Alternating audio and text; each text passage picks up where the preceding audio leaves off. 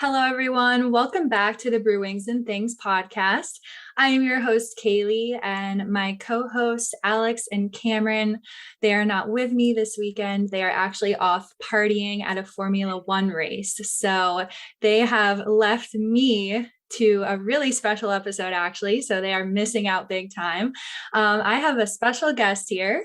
I have Mike Commito with me. He is an author of not one, but two NHL history books. He's also a contributor for the LA Kings. So we are super excited to have him as our first ever guest in history on the BruWings and Things podcast. So Mike, how are you doing on this fine Sunday? Doing well, but that's a lot of pressure being the first guest. So hopefully I can, set the bar at a decent height, but not too low or not too high.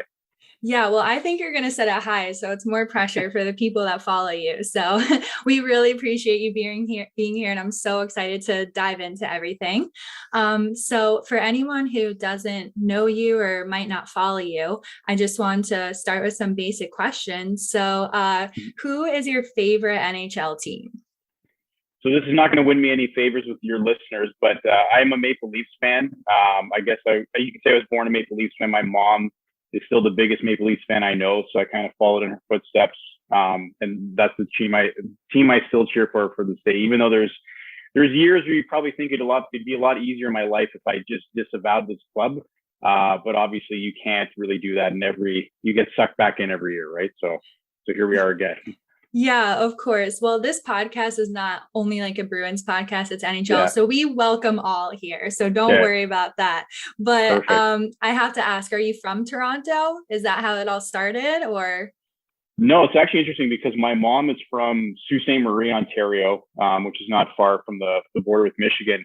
And her father was actually a hockey player in his own right. And he was a big Bruins fan because Phil Esposito was from Sault Ste. Marie.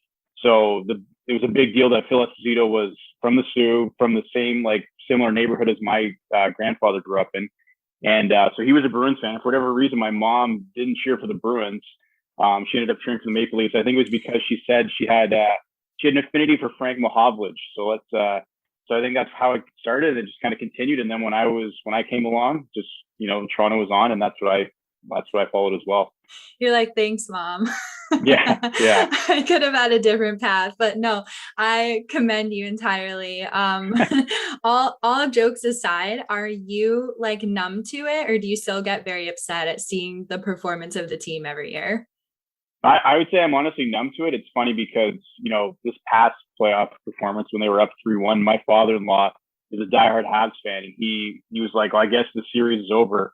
And I'm like, I don't know which team you're watching, but I know these Leafs, this is not over yet. So it's kind of like you fully expected it to go the other way, as much as I thought 3-1, it's in the bag. They're not going to blow 3 games in a row. But in the back of your mind and in the pit of your stomach, you're like, they could definitely do this. And so when it happened, you're obviously disappointed, but you actually I felt nothing. I was just kind of like, I guess here we are again, right? So I kind of kept away from Leafs talk for a couple of months in the summer. Just because I wasn't interested in kind of chatting about it and dissecting everything that happened again. But, after a couple of months, your heart heals, so to speak, and you're back into it again. Right. So. Yeah. What doesn't kill you makes you stronger, I guess. So I applaud you. Yeah. So if you have one, it's probably my team, but I wanted to ask, what's your least favorite NHL team, or what team do you hate when the Leafs play?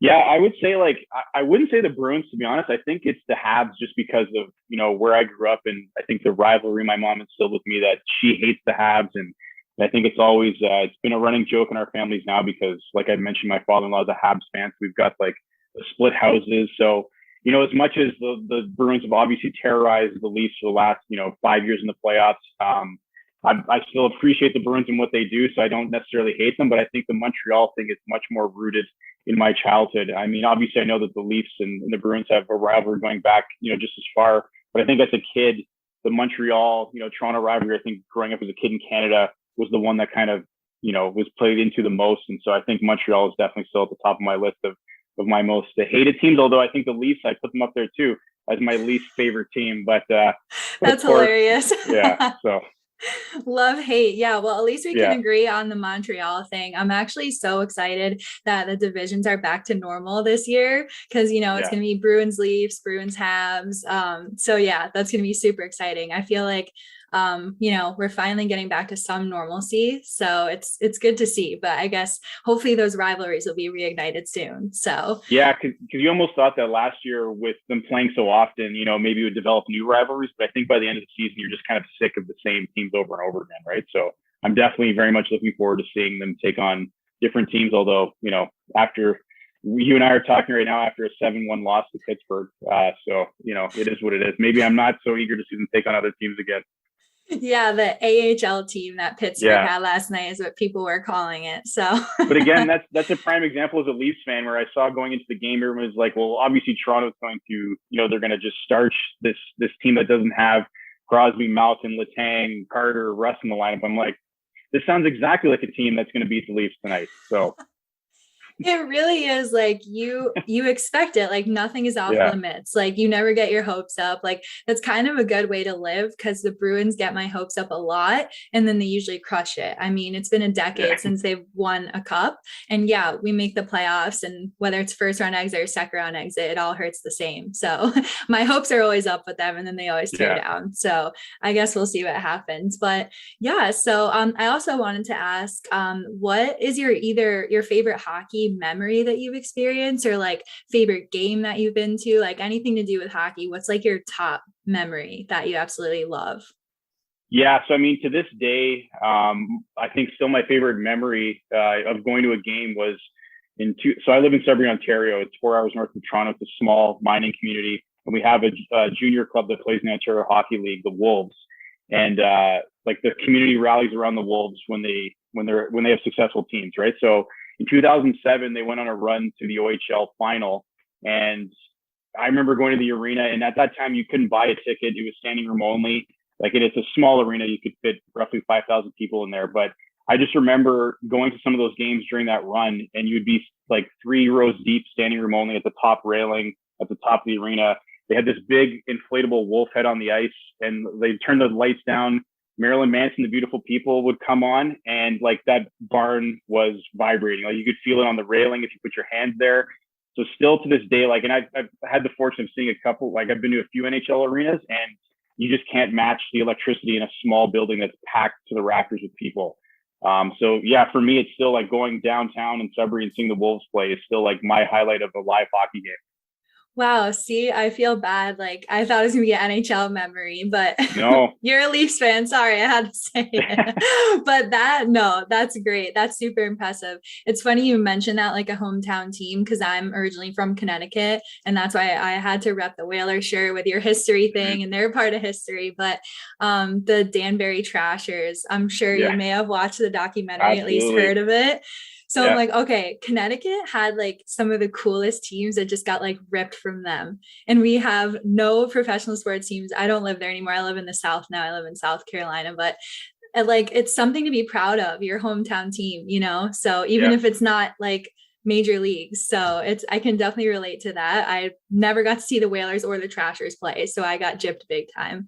But no, that's a really cool memory. And there's nothing like playoff hockey, whether it's minors or the big leagues. So Yeah, no, it was like the downtown core would just be packed for those games. I remember in the final they played the Plymouth Whalers, who don't exist anymore.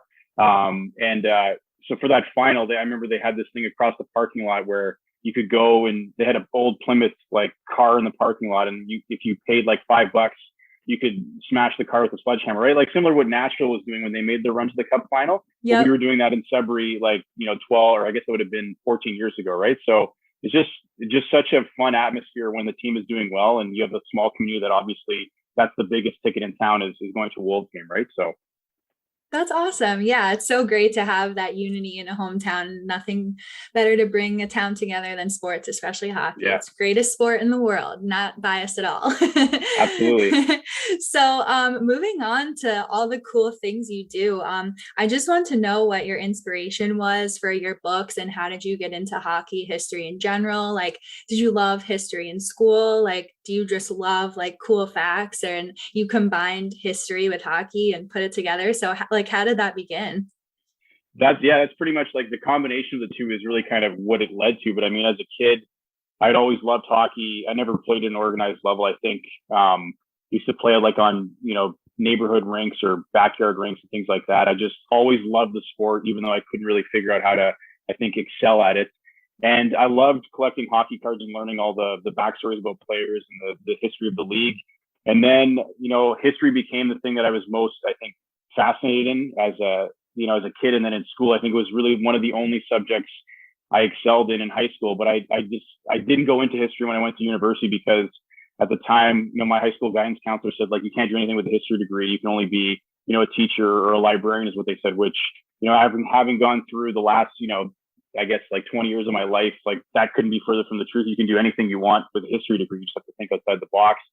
So all that to say, like I went on and did several history degrees. It was in my PhD where I was, studying the history of black bear hunting and management. So again, I should have been a Bruins fan because I studied bears for a good 5 years and my mom's connection, but didn't happen. So right around when I was going through the PhD process, I realized that, I was doing a lot of like academic intensive writing and, I really liked my subject matter, but I really wanted to do something for a different kind of audience. So I started to just kind of write about hockey on the side, just as like a creative outlet. And that's when I kind of realized that all the skills I was developing as a historian, I could apply them to hockey. And that's when I just started writing stories on my own, website. And then from there, opportunities kind of snowballed. But it was really just kind of the realization, like later in life, that actually the skills that I was building, could still be used to tell hockey stories. It was funny because I knew that sport history existed. I've read, hockey history stories before, and I've studied hockey history as part of some of the courses I took, but I just never saw like a place for myself in that field. I thought I had to take, maybe a more serious approach, even though like looking back now, you kind of wish that I would have made the realization earlier, but then again, the journey you gotta have to go on the journey to kind of get to your destination. And so I think I wouldn't change it, but I do wish I would have maybe, come to the conclusion a little bit earlier that I should have gotten into hockey writing, many, many more years ago. Yeah, so I love that you said that because that's what I'm trying to do as well. I did not go to school for any type of sports media or journalism. I actually am in the medical field. I do medical coding. So it's basically sitting at a computer all day.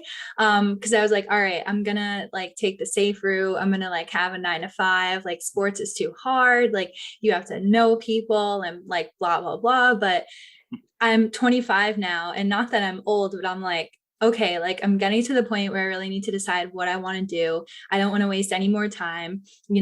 This job I have now isn't doing it for me. It doesn't fulfill any needs. Like my life is hockey, sports in general, but hockey is my number one passion. I love to write. I love to do media and things like this. I would love to do content creation. So I think it's really important, like you said, like even there's no time limit on anything. If you get there, like if you try hard enough, you will get there. You just have to never give up. And it sounds corny, but I keep telling myself like my time is going to come. I just have to put in the work. I can't get discouraged and I have to do everything I can. So I'm glad you brought that up because it seems like you felt the same too about breaking into the sports in the hockey world. And you would love to make it something more than like a side hustle, I think you said. Yeah, like it's always in the back of my mind because I think I'm at a different point in my life now where obviously like I have 2 young kids and got the family considerations, but there's always this thought in the back of my mind where like if this ever became like a full-time opportunity, like would I jump at the chance? And there's some moments where I think to myself like, would I jump at the chance? Because then you always like worry that like if it became your full-time job and you thought you got everything you wanted, would it just become any other job or would you just be having the dream job, right? And I like to think that it would still be a dream job because somebody would be paying you to write about hockey and, topics that you're passionate about that kind of get you out of bed in the morning. And so, that's kind of always like, I have a great job. I love working where I work. But you know what, I think what kind of keeps me going is just knowing that, people out there like hockey history, they like consuming these stories.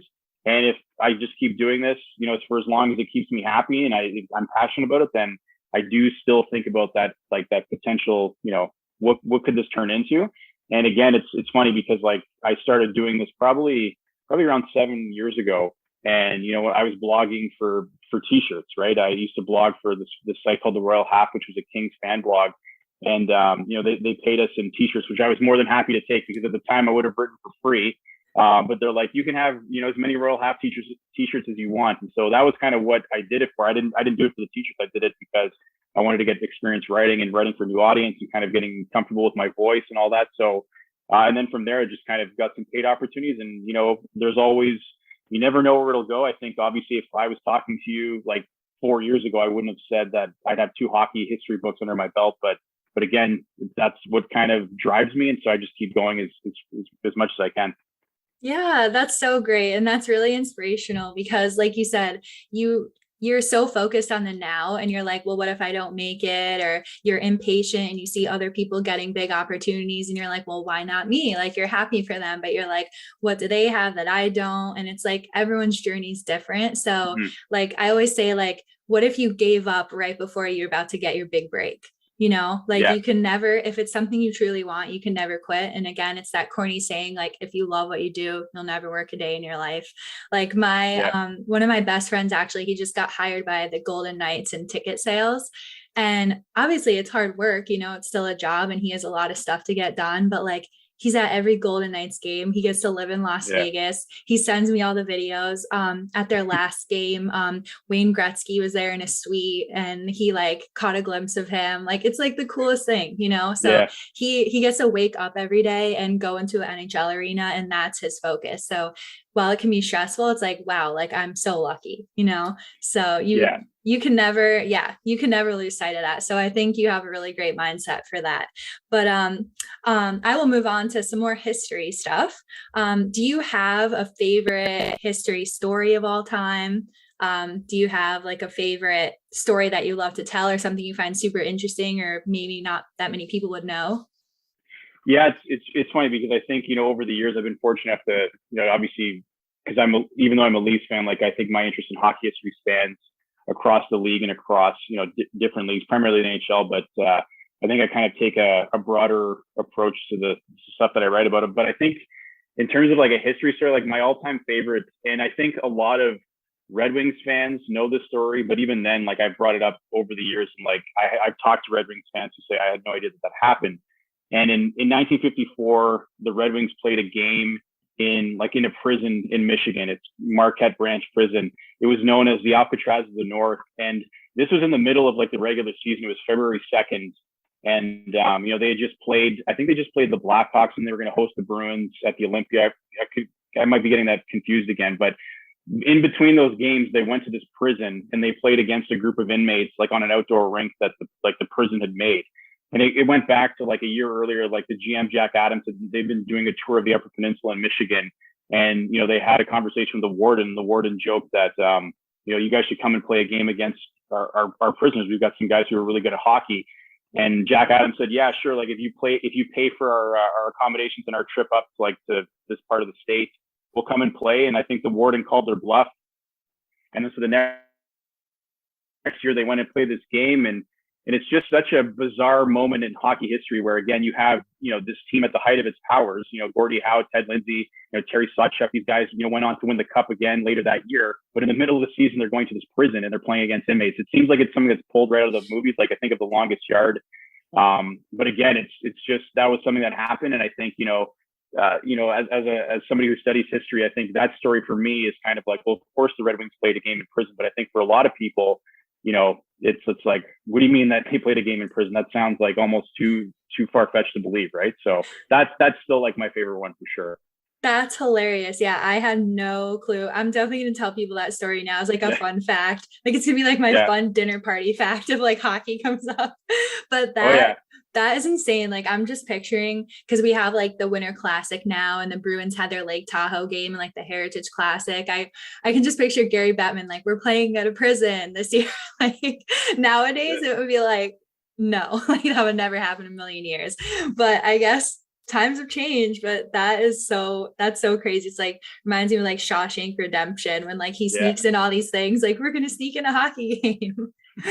It's funny though, because I wrote a story about that for Vice Sports like a few years ago, and this was at the time when like the Winter Classics and the Stadium Series were starting to become pretty ubiquitous. And I joked like half serious to like half joking that like they should do an outdoor game at like a defunct prison site like Alcatraz, and then you could have the tie-in back to the Red Wings game, right? But But obviously, yeah, I think it's a different era, and I don't think playing a game in jail would fly these days. Yeah, it's definitely not. I don't think they would get by with that nowadays. But Yeah. so I also wanted to ask just another general NHL question. Do you have like a favorite part of the NHL season? Like maybe I was going to say playoffs, but probably not. Well, actually, that's not true because if your team isn't in it, you don't have to stress. Like once the Bruins are out, I have like, like the 5 stages of grief, like the denial and the anger and all that. But then I'm like, okay, like I get to watch game 7 overtime and not care. Like, Yeah. unless it's a team I hate, like last year's Stanley Cup final with Tampa and Montreal, that was a nightmare for Bruins fans. I mean, most NHL fans, but I was like, who do I cheer for? And no joke, I honestly was pulling for Montreal mainly because I love Carey Price and Cole Caulfield. Those are like the 2 guys I wanted to win. So for me, it's like playoffs are my favorite time. Like if my team is in it or if they're not, because I still get to just eat my popcorn and watch the chaos unfold. So do you have like a favorite time of the year, whether it's playoffs, trade deadline, Olympics, All-Star game, anything like that? No, it's definitely playoffs for me too, and I'm with you there. I think last season that definitely was a nightmare scenario matchup, but I think a lot of us were pulling for Carey Price, and so as much as I wouldn't have admitted to my father-in-law that I was cheering for the Habs, like part of me was pulling for Carey Price to see him kind of get to the top of that mountain. But yeah, I think the playoffs are just nothing quite like playoff hockey. I think for other reasons too, like we always do a big annual playoff pool with my buddies, and that previously before the pandemic that was always a big thing. And then you obviously had some other, riding interest in the playoffs, regardless of how your team did. As a Leafs fan, yes, I think, I haven't necessarily got to see them, advance in the playoffs very far in my hockey watching days, except for 1993, which is a long time ago. But I think even after the Leafs are eliminated, I still continue watching just because there's like the tempo, like the physicality, the spirit of the game is just like at its highest. And I do agree with you that when it's not your team, like you can kind of enjoy those games. I think back to, there was the series between the Blackhawks and the Kings in 2014, the Western Conference final, which was arguably could have been the Stanley Cup final because those teams were both, again, at the height of their powers. There's those games where I forget which game it was, but it was just like end to end overtime. Like they had I think there was like a good, few minutes with no whistle. So it was just like, heartbreak or, I can't even think of the word, heart attack inducing. But again, if I thought of like being a Kings fan or a Blackhawks fan, like I wouldn't be able to watch that. I'd be like curled up on the couch, like with a blanket over my head. But as a neutral observer, you're like, this is the best hockey I've ever seen. But as a fan, you would just be dying. So exactly. Yeah. And I think back to when everyone was in the bubble, I believe it was the Blue Jackets and the Lightning where they went to 5 overtimes. Was it the Blue Jackets? Well, you're the history guy, so correct me if I'm wrong. No, you got it. I mean, the Bruins were supposed to play after at the same rink, and they had to postpone it. I think it was against the Hurricanes, and they said how the Bruins and the Hurricanes were in the locker room watching it all unfold, and it was just another overtime. Yeah. So that was like, if that was the Bruins going into 5 overtimes, I don't know what I would do. So that is just like pure entertainment. So yeah, but there really is nothing like playoff hockey. Like I'm mind blown that some people don't enjoy hockey or say it's boring. Like if you don't enjoy it, that's one thing, but the boring thing is what always gets me. Like especially in the playoffs, like the pace is totally changed and the physicality, and it's all or nothing. Like it's just, there's no better drama. Like even the Bruins playoff series against, like obviously in 2011, that was our best year. But when they played Vancouver, there were so many drama moments, like Alex Burrows biting Patrice Bergeron's finger and Aaron Rome cheap shotting Nathan Horton. And then Horton came back for the game at TD Garden after that, or no, the game in Vancouver after that, and he sprayed TD Garden water on the ice, and he was like, it's our ice now. So like there's just so many like moments that give me chills that like I feel like doesn't happen in other sports. So for me, it's just, there's nothing like it. Yeah, no, I totally agree. And it's funny because some people, they check out when their team's eliminated. I guess it depends on how far your team goes when you want to check out. But I don't have that in me. I have to keep watching, even if it's not. I'm not necessarily glued, to every game at that point. But it's still like if playoff hockey's on, it's going to be on one way or another. Absolutely. Yeah. I already can't wait for it, but it's only October. So, Yeah, so I'll take the less meaningful stress inducing games for now. yeah. So, another thing is you also are a contributor for the LA Kings, which is super awesome. So I just want to kind of ask you about that since you're in the Toronto area and you're involved with a West Coast team. So how did you get started with the Kings? How did that come about? Did you kind of have a soft spot for the Kings, or was it kind of just something you grabbed and decided to roll with it? Well, it's funny because I think as a kid who grew up in the '90s, like Gretzky playing with the Kings, and then obviously when the Kings adopted the black and silver jerseys with the Chevy logo, in '88. I think as somebody who was young in the '90s, like nothing was cooler than Gretzky in a Kings jersey. So like I always had that. And then it's my dad grew up in a small mining town just 40 minutes north of here, where Dave Taylor grew up, and he's one of the best players in Kings history. Dave Taylor was anyway, and so we always kind of had that little Kings connection that I had in the back of my mind, but it was really just because of, the Royal Half blogging that I did. And the reason I blogged the Royal Half is because they had a blogging competition. They called it, the Royal Half Next Top Blogger. And I just applied, just trying to, plead my case as to what I was going to bring to the site. And, they accepted my application. I wrote for them for a season. And honestly, I think because of the connections I made, through the Royal Half, like with people who are now in Kings media, I think that actually ended up serving me well because, a couple of years later, I was on, Jesse Cohen's podcast, All the Kings Men, and we were talking about, it was the 40th anniversary of the Gretzky trade. And, so we were just kind of rehashing that. But I also talked about how, like, when I graduated from my PhD, I emailed every NHL team and asking them if they wanted a team historian on staff. And so I repeated the story to Jesse, and I told him that, like, basically a couple teams got back to me, but most of them said no, or they didn't get back to me at all. I reiterated that on Twitter, and then the Kings responded to me on Twitter and said, "We never got an email from you," like, kind of like a winky face. And so I replied to them knowing that they did email me, but I wasn't going to say that. And I just said, "Sure, like, let me know if you want to chat." And then, the conversation went to the DM, so to speak. And then from there, I had a phone call, and I started writing for the Kings like a couple months later in October of 2018 was when I filed my first story. And since then, I've written like 50 plus stories for them. And you know what I mean? Like, I think eventually maybe they would have obviously found me, but I do credit like that Twitter interaction as like really getting the ball rolling. But again, it all goes back to the Royal Half, because again, I don't think I would have been on Jesse Cohen's podcast 3 years later if I didn't do the blogging for the Royal Half. I don't think I maybe would have been on somebody's radar at the Kings if they hadn't maybe seen some of the stuff that I had done over the years. And so, yeah, that's honestly how it came about. I think I've always had that soft spot for the Kings just because of Gretzky. But I think certainly now they've certainly grown on me over the last 4 years. And as much as obviously I'll never leave the Leafs, I think the Kings are a close number two, just because I think, I've had the good fortune of being able to, be to contribute stories for the organization, for the last couple of years. That's such a cool story. And like you said, the Twitter interaction, like in the sports world, it's a lot about connections and just making friends and networking. Because in my opinion, you don't need a degree in it to get there. It's all about, starting from the bottom, working your way up, making friends, getting your name out there. So that was a really good point. But that is so cool. And it's funny you mentioned the jerseys, because the LA Kings have probably my favorite jersey of all time besides the Whalers, but it's the purple and yellow, the crown one. Yeah. They're reverse retro.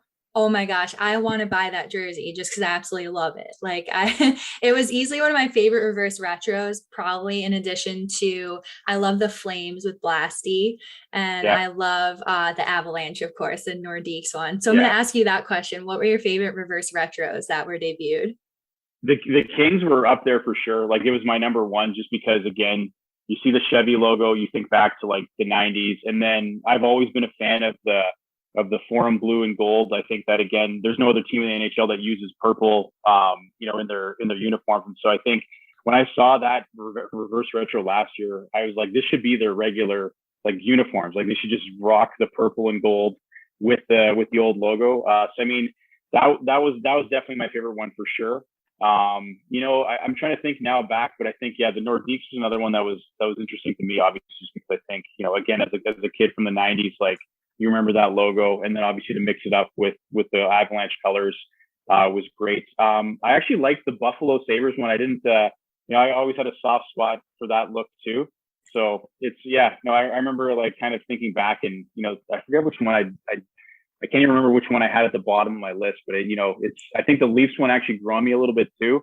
I didn't like it at first, but it was okay. We'll just give it an okay grade. So. Yeah, the Leafs one, I mean, it was hard with the original 6 teams, I feel like, because their logos are so classic and they really just stuck with that, like, the spoked bee or the winged wheel or the maple leaf. Like they're all such iconic logos, whereas like the Islanders, like they had the fisherman guy and I'm trying to think of other ones. Oh, the Canucks, their retro one with like the red and yellow colors. But I feel like the original 6 teams have really stuck with their logos and only varied them slightly over time. But I was psyched that the Bruins went with the 90s one. I think that's one of the best jerseys, especially when the yellow color. At first I was like, this is ugly. But once I saw them wear it at the Lake Tahoe game, especially with David Pastrnak with his sunglasses on, and he looked so freaking cool. I'm like, we are the coolest team in the NHL right now. Yeah. So I love those jerseys, but the Purple Kings one, and then also the Anaheim Ducks, the Mighty Ducks, they need to make that their main logo. I do not understand that switch at all. That is that's so iconic. It's so freaking cool. Like that needs to be the main logo. And then the duck flipper or whatever they have should be their alternate or something, because you cannot beat that one. That's definitely my top 3. Yeah, no, I agree. Again, I think as a 90s kid too, like you see these, and maybe that's because I grew up seeing those logos and they were just so iconic at the time. And I think even just like the color combination still, but yes, like you see those and you're like, why are these not like the main look that these teams wear? But anyway, maybe they'll listen to us, but they really listen to us fans. So we'll see. And more Kings talk. So do you think they need to do anything specific to get back to that 2012, 2014 dynasty era when, it was kind of like Blackhawks and Kings were dominating the NHL in that time. And I remember that very well because the Bruins lost to the Blackhawks in the 2013 final. So that was a painful era for me, but I was pulling for the Kings back in that time mainly because of Jonathan Quick, because he's from Connecticut, same as me. So do you think the Kings are on their way back there? I know that the Ducks, I'm thinking of the Caylee teams. I know the Ducks are definitely in the rebuild era. I mean, they have Zegras to build around. And then the Sharks had a great start to the season. I think they're pretty solid, probably the best Caylee team right now, arguably. The Bruins just ended their win streak today. So, but it was a very close game. They almost blew the lead. So, but do you think that, I mean, they're still relying on Doughty and Kopitar and kind of that core. But do you think that, what do you think they need to do to kind of get back to that? Do you think they're close, or do you think they still have a lot of work to do? Yeah, no, it's interesting because I think going into the season, like I had them like a lot with, I think a lot of other people kind of pegged to be potentially vying for a playoff spot this year. I think going into the season, we all kind of looked at the Pacific and saw that it's pretty weak, but I think a lot of things have changed in the last couple of weeks where, again, I don't think I predicted the Sharks to kind of come out of the gate as hot as they were. Anaheim hasn't looked that bad either, but they're definitely like in the depths of their rebuild. But because I think it's a challenging period for the Kings because I think they've done an incredible job like amassing draft stock over the years with all these highly touted prospects with Byfield, Turcotte, Kaliyev, Bjornfot. So like they've got a lot of like that youth movement that's coming up, but it's trying to flip that switch to then integrate these younger players into the existing core that you have, aging some of those members out of the team out to bring in other pieces that can help you. I think the team, it hasn't been that long of a rebuild, but I think for them to get back to like contention mode, it's been quite a while. And I think the management group has obviously heard what the players have been saying. I think they realize that they're at the point where they can start to pull that switch a bit, with them bringing in Arvidsson and Deneau over the summer. But yeah, I think it's that integrating the young guys and then kind of getting that next wave ready. Obviously, I think, prior to getting that knee sprain, a couple of games ago, Doughty looked incredible coming into the year. He had this rejuvenated attitude that he really wanted to prove people wrong, that, he, among the Team Canada snubs, but just that he's still, in consideration for being one of the best defensemen in the league. And I think he's been playing like that. And Kopitar has obviously played incredible as well, but it's tough to say because again, you think back to like 2012 and like Quick played out of his mind. Like he was arguably like the best goalie on the planet at that time. 2014, he wasn't obviously Jonathan Quick from 2012 when he won the Conn Smythe. I mean, we always seem to have good goaltending, and whether or not they have that in Peterson kind of moving forward. But I think it's kind of, if they can integrate the pieces that they have with their core lineup and kind of have those guys learn from the Kopitars and the Doughties, that's the best way. But again, it's tough to say that. Sometimes you just get that magical group, and obviously they were dominant for quite a few years. So again, I think Kings fans are, cautiously optimistic that they'll be able to make this happen and execute the full rebuild and get to contention mode again. But yeah, it'll be interesting to see what happens. I think obviously Byfield going down, before the season started, kind of put a little wrench in the plans. But hopefully he's back soon and he can kind of take the next step in his development too. Yeah, he got injured. Am I right? He's injured. Yeah. Do you know what the injury was? I don't remember. Yeah, I think it was a fracture in his leg in a preseason game. That's terrible to see. I want to see him in the NHL so bad. I'm so excited to see him play. So that's unfortunate, but yeah, it's definitely also, I think it's going to come down. I was just taking a look at the division. It's really going to come down to the division too. I mean, I feel like the Kings could squeak in depending on, because Seattle's not looking great. I mean, I know it's this way too early to make any judgments, but if things are going to continue this way, I mean, their big competition is obviously Vegas big time, obviously Edmonton, and then maybe the Sharks and Canucks would be my one that I would flip-flop on. But depending on how the rest of the year goes, I mean, they could have a surge where, anything could happen. So I think the division is really their saving grace. Whereas like when you look at divisions like the Atlantic and the Metro, they're so stacked. And I am so bummed that the Bruins have to with the Leafs have to share the Atlantic with some really good teams.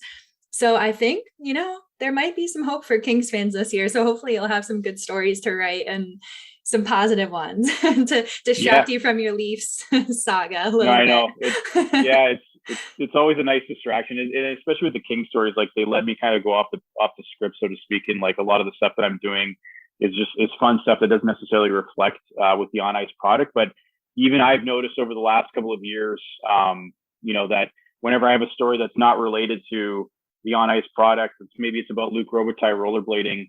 Like you'll always see the comments on Facebook being like, well, what has Luc Robitaille done lately though? It's like, so they get to the point where like they don't want to hear those stories anymore. They want to I want the team to do well. I don't care what Luc Robitaille did in the 80s. I want Luc Robitaille now in his role, to build me a contender with Rob Blake. But so you kind of start to see that in the fan base, even when a story you think is like, this is a fun story about Luc Robitaille being on the set of Bones or whatever it was. And they're still just like, no, I don't care. I want the team to do well. I don't want to hear these scrolls down memory lane. So it'll be nicer, I think, as the team kind of gets out of that rebuild mode, and maybe those stories are welcomed with a little bit more open arms, because you can celebrate what's happening on the ice and then also celebrate some of the team's past. Exactly. Yeah. Well, I mean, I feel the same way about the Bruins with the off season. I do write for Fansided part-time, and I do Bruins articles for them, but I feel the same way. When luckily they do pretty well, but when there's nothing to talk about, everyone's like, no one cares. We just want the team to win. We just want to read the success stories. We don't want to read about trade proposals, or because there's always speculation will Jack Eichel be a Bruin? And so I can totally relate to that. And another question I wanted to ask, back to the division. So with the division realigned again this year and everything's back to normal, do you think the Kings and Flames rivalry will reheat? And do you think the division standings will affect that? Do you think we'll see some back and forth with that this year? I hope so. I mean, it was starting to shape up to be a really good rivalry, especially with an outspoken player like Doughty, who's not afraid to say whatever comes into his head. And then you've obviously got Tkachuk, who I think, the two of them kind of were a match made in heaven, so to speak, when it came to kind of fueling that intensity on the ice. And so I hope we start to see those sparks again. I think it certainly makes it, a much better product on the ice when you have those built-in narratives and those storylines to kind of watch for in addition to it. And I think the Flames are a team that's kind of also obviously outside of the Golden Knights and the Oilers and maybe the Sharks right now and the Canucks, but they're kind of in that middle tier where you never know. And I think maybe as especially as the season unfolds and maybe we kind of start to see where the chips land and maybe the Kings are pushing for, a divisional spot or more likely a wild card spot, and the Flames are maybe in contention for something, obviously those games become even more meaningful, and that's when you kind of start to see, those tempers flare over and those sparks fly. So again, I think for the product on the ice, I hope so. It also, I think it's great from a storytelling perspective as well when you get those additional narratives that kind of come out of these games. Yeah, and who knows if Kachuk is going to stay in Calgary. Yeah. So that Yeah, rivalry might fizzle too. a little bit, which kind of is a little lame because, that's how I feel. It sucks when your team's rival isn't good because their rivalry isn't as exciting anymore. It's like you love, like if your team's better than the rival, it's like you love beating them, but you still want those close games and that physicality. Like I remember nothing ticked me off more than playing the Habs between like 2011, 2014 when they had Subban and like Dale Weiss and all those guys that really got under your skin. I think Plekanec, Tatar, all those guys. That was like the ultimate agitator team. And that was also the big bad Bruins era. So that like Bruins Habs team together was like fireworks. So hopefully the Kings and Flames rivalry will stay intact because I love that. It's just like the Battle of Alberta. You need that rivalry on the West Coast. So I guess we'll find out. I'm excited that we have a full season and we're only in October. So yeah, plenty of hockey to play. I know it's crazy that it's only like we're only, I guess, like 6 games in for some of these teams. And there's a lot of hockey to be played, a lot of storylines to develop. And and especially if players start to move around, and we'll see what happens. Yeah, for sure. So moving on from hockey, actually, I had a question because I did not know myself, but it was in your bio on Twitter. So I saw that you're a member of the NEO Kids Foundation. So I just wanted to ask what that involved, and can you kind of describe what that is and what you do with them? Because I thought that was super cool. I commend you for doing so many things. Like you're the jack of all trades on top of being a dad and having like a home life. So applause to you because there's just so many things on your resume and I think you should be really proud of yourself. But anyways, I just wanted to know what the foundation was and if there's anything that people can do to help the foundation or kind of look into it and educate themselves. Yeah, well, thank you. I mean, I think it's always been important for me in my community to give back. I think as I kind of progressed in my career, and I'm obviously hoping to stick around here for a long time. You can find those causes, volunteer your time, and especially something like Neo Kids is an important one for us because in Northern Ontario, there's not a, like you think of like Sick Kids Hospital in Toronto. We don't have that access to specialized care and equipment in Northern Ontario. So a lot of families from Sudbury who have to get treatment for their young ones, they have to drive down to Toronto. Sometimes you have to stay down there for, days, weeks at a time while your child is getting cared for. And again, as somebody who, had to go to, make a day trip at Sick Kids because we just happened to be in Toronto and, my daughter had a freak accident in a hotel and thankfully she was okay. But like, you see the level of care you get there and you feel for those parents and those families who have much bigger issues and they're having to spend time away from their loved ones down in Toronto. What Neo Kids tries to do is to fundraise to build that specialized like hub here in Northern Ontario with access to all the care and equipment that the kids get down south. And it's not just for Sudbury because, there's places beyond Sudbury, like Timmins is 4 hours north of where we are. So they're a good 8-hour drive from Toronto. And so if you have a child in Timmins and you're having to go to Toronto, like that's a big haul for you. And it's also a lot of time away from your family. And so I got involved with Neo Kids, a few years back, and then formally became a director on the board last year. So just to kind of, helping them achieve that mission of fundraising to bring, that specialized care to the north so that kids and their families can kind of stay here and get the help that they need. There is a hockey tie in Neo Kids actually as well, is that, Nick Foligno is the honorary chair of the board of directors because obviously his daughter, Melania, is, she's had her issues, with her heart since she was born. And so, I think Nick realizes that, their family spends their time here in the summers. And so he understands how important, specialized care is for kids anywhere. But because I think he has roots in Sudbury, it's especially important to him. And so, I think for the last 5 years, he's been doing what's called NHL versus Docs. And so he would come to Sudbury, he would bring some of his NHL buddies, his brother, some of his teammates, and they would play a game against a team of doctors. And they would sell tickets and, you would raise money for Neo Kids. And so obviously we haven't been able to do it in person for the last 2 years, but it's always a great way to see NHL action in Sudbury in August. So, we're hoping that this year, I think they'll have hopefully an in-person NHL versus Docs. just because it's, Sudbury loves its hockey. And, even if you're getting, off-season hockey against a group of doctors and some NHL players, it's still, it's still a way to, I think, get people out, raise money for a good cause. Wow, that's so cool. I think what you're doing is amazing, and it's good to know that Foligno is a great guy now that he's a member of my team. But yeah, no, that's really great, and it's so awesome to hear that you're doing to help give back to your community. So that is really, that's a great story, and it's heartwarming, and I think that's really important, especially in the COVID era. We realize how precious lives are and how precious our health is. So has it been a lot crazier with Neo kids because of the COVID thing? Like, has it been crazy to deal with like the impact of it? I'm sure it's probably helped the organization, or has it hurt it at all, or with everything going on? It's interesting because obviously, like for organizations like that, like they rely heavily on the fundraisers they do to raise funds for special equipment and special projects. And so, normally you'd have like a big golf tournament, you'd have like the NHL versus Docs game. And so with COVID happening, like you couldn't hold any of those in-person events where you would usually raise significant funds, right? But what's interesting is that I think with everybody kind of being at home and being online, they pivoted to having like a 50-50.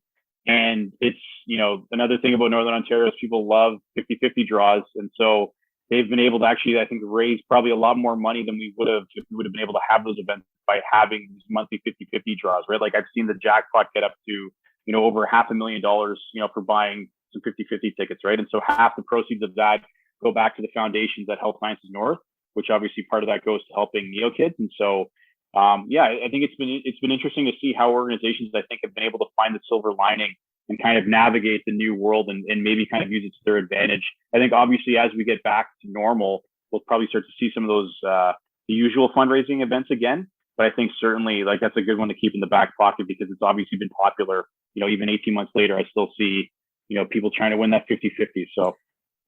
Wow, that's great. Yeah, I saw that in your bio. I was like, what does he not do? So that is great. You have a big heart. That's wonderful to hear. So good for you for being involved with that. And then I just had one final question. What or who is your favorite NHL player of all time? Well, that's a difficult question because I think, as a Leafs fan, I want to say Doug Gilmour. I always liked Gilmour because the thing about Gilmour is that he was obviously a superstar player, but he played as if like he was trying to make the roster every night. Like he didn't take nights off. Like he had the work ethic of a fourth liner, even though he was scoring like 127 points a year, right? So, Gilmour for me as a Leafs fan is probably number one for me. But then again, like as a kid who grew up like idolizing Wayne Gretzky, it's hard to kind of I think you got to put Gretzky above everybody else. I think just from that perspective. But I think for me, like Gilmour was always a player. He was also my mom's favorite player, but I think for different reasons. She got a crush on Dougie. So not for the same reasons that I like Doug Gilmour, but I think the two of us together both appreciate Doug Gilmour in two different ways. But yeah, he's probably up there. Another one though that I always, that I mentioned earlier is that Dave Taylor was from my dad's hometown. And, over the years, I've been able to kind of do some research on him, talk to him a few times just to kind of get a better appreciation from his story. He was like a 15th round draft pick back in the day and was able to go to college and then make the NHL and become like one of the highest scoring, NCAA players to make the NHL. And so that in itself is just kind of cool, especially because he's from a small mining community where, they don't really graduate that many players to the NHL. So I'd say any combination of those three, but certainly I think Doug Gilmour, just from a Leafs perspective, is at the top of the list for me. Yeah, it's hard to pick one, especially because you grew up in such a great era with so many legends. I mean, It's crazy to see. Like, I don't know. I'm sure you have it in Canada. Do you have the TNT with Gretzky and Paul Bissonnette on it? Do they have that in Canada, or can you guys not watch that feed? No, I mean, we don't get. I think if I were to like on my regular cable package, we wouldn't get access to it. I'd have to like find another way to get around it. So I mean, I've been catching the clips online when people share them, but otherwise, it's not regular viewing for me. Like we get Sportsnet and CBC or like our main feeds on a Saturday night. That is anyway. Yeah, because the big story is, the NHL struck the deal with ESPN and they're doing the TNT Hmm. stuff. And it's hilarious seeing Gretzky on a panel with Paul Bissonnette, like two polar opposite guys, Yeah. but they also mesh so well. And I think it's so great that they're doing this type of thing to grow the game, because hockey definitely needs more viewers, especially with the Kraken coming in now.